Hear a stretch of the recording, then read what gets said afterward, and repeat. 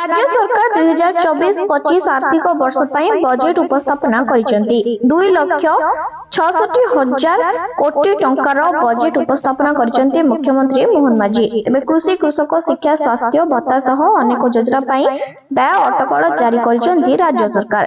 एसबु भितरे पूर्व सरकार रे चलिथिबा अनेक योजनार नाम परिवर्तन करिसेंती चलित सरकार।